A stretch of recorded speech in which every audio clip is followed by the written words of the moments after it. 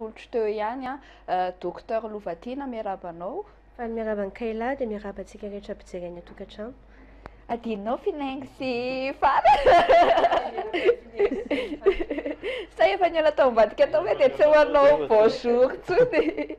Ie, iresaka momba ny atao hoe dépénalisation de l'avortement izy na fanafoanana ny sazy amin'ny fanalana zaza. Ohatra mafimafy be le teny hoe fanalana zaza, mety misy olona tsy mahazaka an'izany terme zany zao mihaino antsika. Inona ny anton'izay hoe miady moa zany nareo ho an'ny hoe fanafoanana ny sazy amin'ny fanalana zaza, inona ny antony tonga an'izay? Voalohany indrindra aloha dia momba an'ilay hoe fanalana zaza, izahay dia nifanaraka fa hampiasa voambolana vaovao dia ny hoe fananjanonana vonga.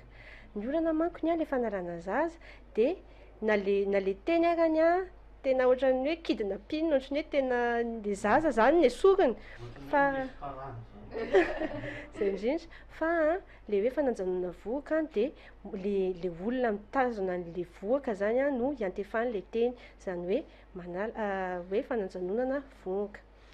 Dia ny antony hiadivanay zany mba eo foana le sazy momba ny fananjanonana vohoka dia satria io sazy io zany aloha tsara marihako fa ao amin'ny article 317 ny code pénal misy azy, ary ny vehivavy izay hoe ny vehivavy izay mananjanona vohoka zany dia mety migadra imbolana hatramin'ny herintaona, ary misy sazy na 72 000 ariary hatramin'ny 2 160 000 ariary.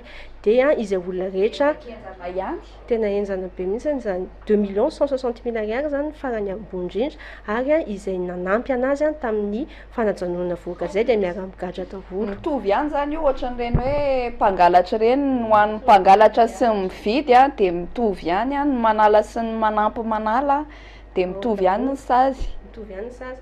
Dia ho an'le tena nanao an'le fanalana mihitsy zany le fananjanonana vohoka io zany dia afany azy raha arak'ilay lalàna dia migadra herintaona hatramin'ny 5 taona izy ary ny volandray ny amende dia 360 000 ariary hatramin'ny 10 800 000 ariary. 10 800 000 ariary. Amidy tele anay frigidaire. Ie, be dia be mihitsy ny ankizy amin'izao fotoana izao manao an'io fanalana zaza io satria mirongatra afaka mirongatra zany amin'izao no hoe grossesse précoce.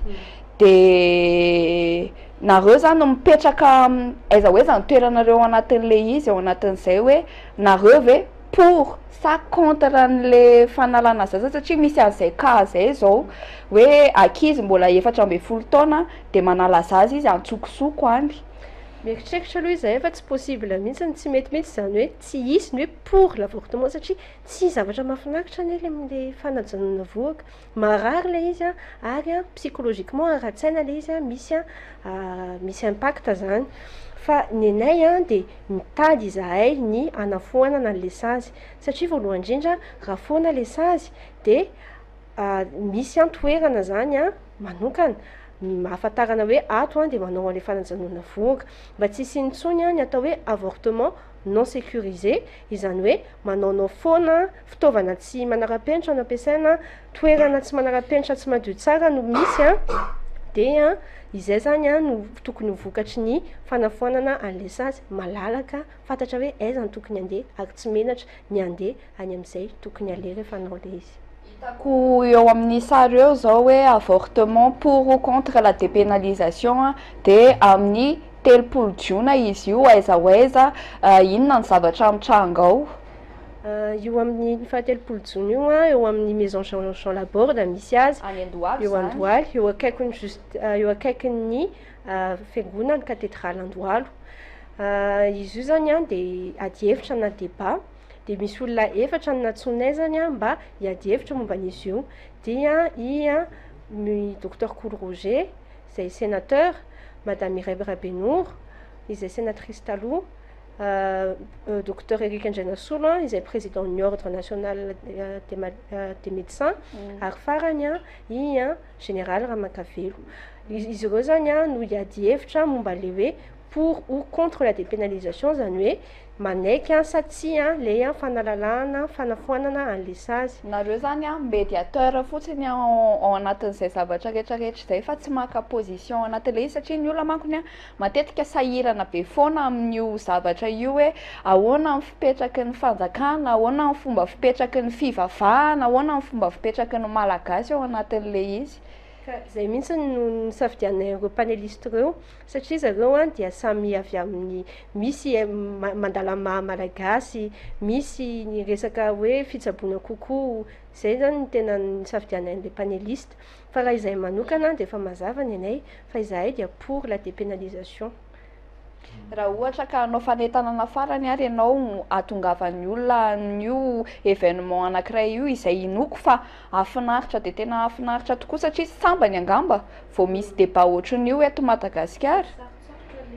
Sujet dia tongava maro fa afaka ny hevitra ihany koa ianao rehefa tongany amin'ny tapany faharoan'le adievitra tsinona dia ny public dia mandray anjara anatin'le adievitra. Efa ela ny andrasana hoe izy toy an'ity dia aza tara raha fahatongava amin'ny asabotsy zao. Ie, misaotra betsaka makasitraka nanazavazavanay an'izay hoe fanafoanana ny sazy amin'ny fanajanona voka fa tsy hoe fanalana zaza.